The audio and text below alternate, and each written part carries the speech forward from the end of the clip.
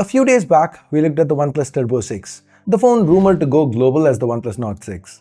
Today, let's talk about the other turbo phone that OnePlus launched, the Turbo 6V. Now, this one's likely to become the Nord CE6 globally. On paper, these two look almost identical. But the differences between them actually matter because they completely change who the phone's meant for. So in today's video, let's break down what's changed and whether the Turbo 6V actually makes any sense. If this is your first time here, or in case you just can't remember, my name's Ash, you're watching C4eTech, and let's get started.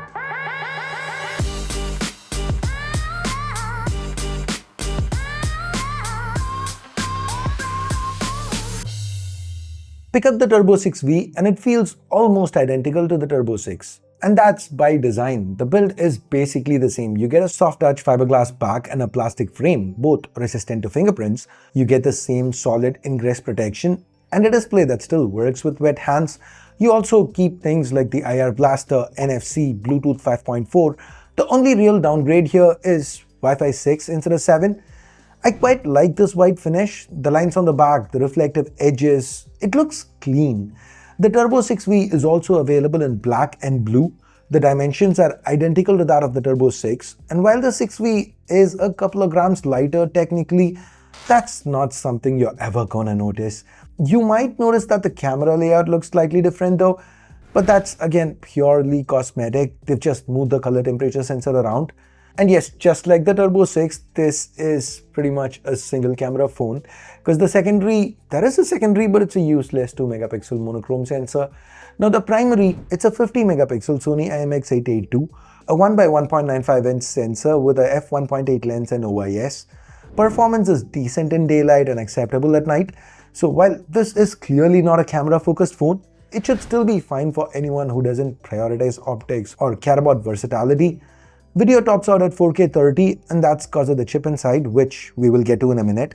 Up front, the 16 megapixel selfie camera does a good job, natural skin tones, accurate edge detection, though selfie video is capped at 1080-30. Unboxing is your standard OnePlus fare. You get a red insert which houses a leaflet and a soft case. Then we have the Turbo 6V itself. Let me remove the protective plastic. Digging further in, we have a SIM tool followed by the OnePlus Red cable and an 80-watt SuperVOOC charger. With the same 9000 mAh battery as the Turbo 6, charging speeds are similar, 0 to 50 in 30 minutes and a full charge roughly takes about 75 minutes. You also get 27-watt reverse wired charging, and bypass charging is also available, though this is not a performance-focused phone. And that's the biggest change here, performance. Inside the Turbo 6V, it's running on Qualcomm Snapdragon 7S Gen 4 paired with 8 or 12 gigs of LPDDR4X RAM and 256 or 512 gigs of UFS 3.1 storage. Now that is a noticeable downgrade. You get a weaker SoC, lower tier RAM and storage. But here's the interesting part. For everyday use, the phone still feels smooth and responsive. Apps open quickly, scrolling is fluid, and for casual gaming, it's more than fine. What really surprised me was the sustained performance part. Stability was close to 100% and the phone barely warmed up. Temperatures topped out around just 35 degrees. That's excellent and a clear upside of this lower mid-range chip. The display looks almost identical at first glance, but it isn't.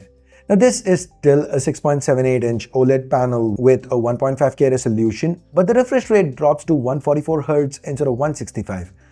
In real-world use, given again this is not a performance-focused phone, this makes no difference. Brightness is still excellent, we tested over 1800 nits and you retain 3840Hz PWM dimming for low light use. Now pricing is where OnePlus tries to get this phone to make sense. The Turbo 6V starts from 1899 RMB with a 200 RMB discount just like the Turbo 6, meaning effectively it's almost 20% cheaper than the Turbo 6. And that is what you save due to the step down from an 8S Gen 4 to a 7S Gen 4. The rest of it, yeah, there are minor differences like with the refresh rate or Wi-Fi or recording resolution, but it is minor. So here's my take. If all you care about is excellent battery life, cool thermals, a phone that's smooth for everyday use, then the Turbo 6V could work for you. But if you can't stretch that extra 20%, then the Turbo 6 with the 8S Gen 4, it's definitely better value. I feel the Turbo 6 is compelling at that price, and the 6V, it is fine for what it is, and it is also very mid. And I guess that's my take. What do you think about the Turbo 6V? And would you like to see it launched globally as the Nord CE6? Let me know in the comments below, and while you're down there, drop this video a like, subscribe and turn on notifications. Thanks for watching. Ash out.